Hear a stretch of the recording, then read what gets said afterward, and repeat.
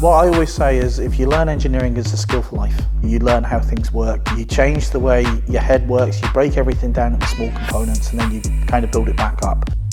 And suddenly you're kind of going, actually that wasn't difficult. It's just all small bits and pieces. We're really sitting on the fundamentals. So we do standard hand skills component work, a little bit of welding, a little bit of fabrication, a bit of electronics, all of those really basic skills that you need to learn because you need to be able to actually use a hacksaw or a file, and some theoretical skills, so things like health and safety, how to actually work well in industry. You need to be able to actually take really precise measurements, especially if you're working in a garage or if you're working in something like renewables on the gearboxes that are actually coming in from the wind farms.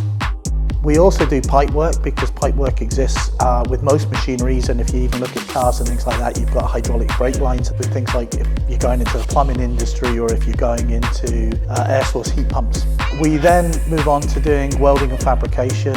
A number of companies around here do like welding and fabrication as skills, and that's being able to actually understand how metals work under heat. And how to actually join metals in different ways, but also how to actually bend, fold, roll metal so that you're making the shapes that you're actually wanting to. We then move on to doing maintenance and assemblies, and that actually involves quite a lot of stripping down of machines to every individual component and understanding what every individual component is.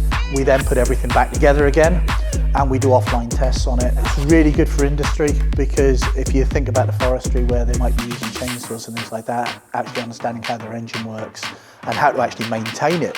But it gives them a really good foundation in engineering. Engineering is going to go towards the digital side of things in the future. We've got a small 3D printer that we actually use just to show that they can actually take something from a conceptual design and actually then put it into AutoCAD, bring it down here and actually 3D print it out.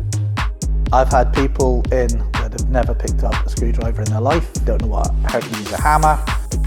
At the same point, you can actually have somebody walk in that same class that's stripping a Land Rover down and building it from scratch at home. So we're kind of looking at what skills they've actually got and then honing those skills and saying, actually you need to do it this way. So it's being able to work with the person beside you, get on with the person beside you, understand what they're doing and what their needs are, and then accommodating you as well. I think we give a very personal learning experience that's actually quite good fun. I've got students that I actually had when I first started here, still here, that have gone through NAT 4, NAT 5, they're doing their PEOs and they're interested in going out into industry with it. Most of the students that come out with certificates are straight into jobs. What I would like them to go away with at the end of the day is that thought that it's a big task, looks daunting, how do we break this down, make it manageable and take it forward? And that's a life skill, regardless of whether or not they actually go into an engineering discipline in the future.